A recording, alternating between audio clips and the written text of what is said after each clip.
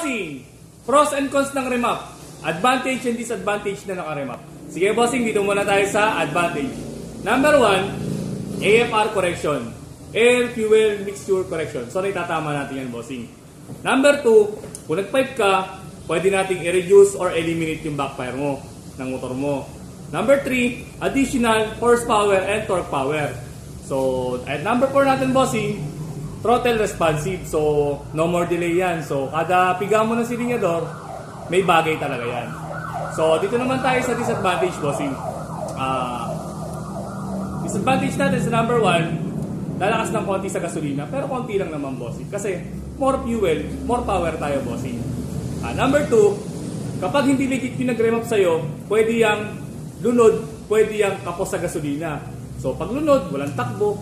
Kapag ka naman kulang sa gasolina, pwede mag-overheat. Bossing, paano ko malalaman kung legit nagre-remap sa akin? Dali lang yan bossing. Tanong ka sa mga kaibigan mo kung saan sila nagpa-remap. Kasi mga bossing, ang mga legit remapper, most of the time, ang customer nila talaga is by recommendation. So yun lang bossing, tanong ka lang sa mga kaibigan mo kung saan sila nagpa-remap. Yun lang bossing.